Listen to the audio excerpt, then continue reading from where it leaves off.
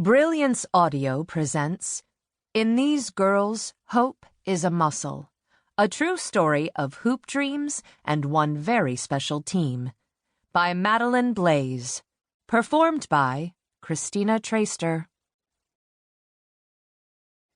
Everything went wrong. Early in the second half, the girls on the bench began to weep. It was a game that made everyone connected to the Hurricanes wince to relive. On the court of Cathedral High School in Springfield, Massachusetts, on the night of March 3, 1992, the Amherst Hurricanes had disintegrated into 4 players standing around as if waiting in line in the cold for tickets, stomping their feet to no avail. They appeared distracted and out of it while their point guard, Jamila Wideman, lunged about, contorting her body in any number of ways.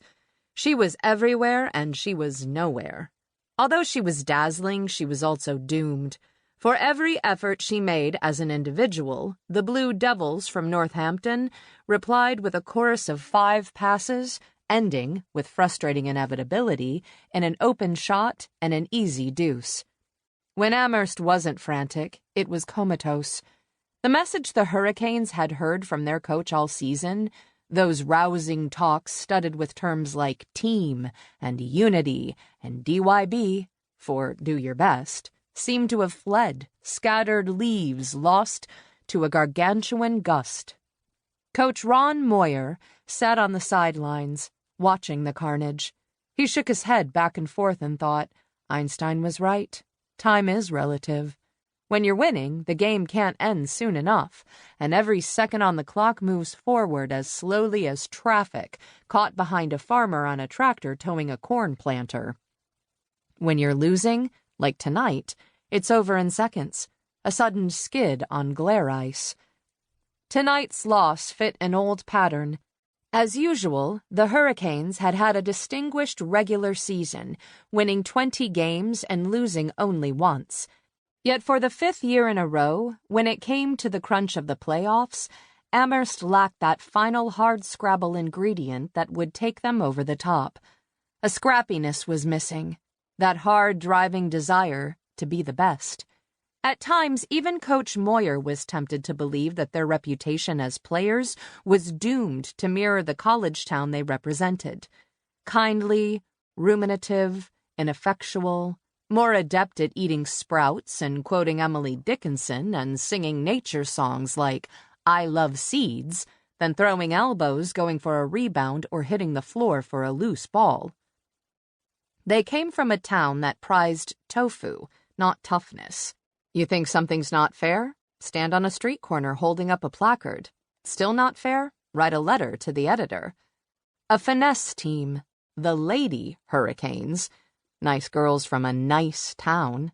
The 11-point loss didn't begin to describe how badly they'd been beaten. Amherst never found a rhythm, and Northampton was able to penetrate at will. The fans from Amherst were entertaining the same misgivings, wondering further why Coach Moyer didn't make an adjustment. Hamp was using a 2-3 zone. Look at Jen, buried on the weak side. Why was Coach Moyer keeping Kathleen Poe, a junior forward, on Lauren Dembski, who was eating her alive? When the game was over, Kathleen couldn't even walk off the floor to the locker room without first collapsing in a corridor outside Cathedral's gym, the neutral site, which at this moment engendered feelings that were anything but neutral. Immobilized, she placed her head in her arms.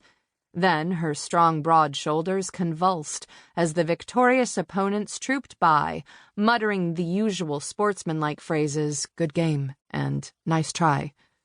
The well-intentioned comments only made it worse. Out-and-out trash talk would have been easier to take. The weeping continued as their tin can of a school bus, nicknamed the Yellow Cadillac precisely because it lacked both comfort and style, headed out of Springfield on a journey that would last an hour through a cold, dark maze of small towns, Ludlow and Granby and Belchertown, past what Dickinson once called lonely houses off the road a robber'd like the look of. Some players kept to themselves, others played music quietly and spoke in subdued tones.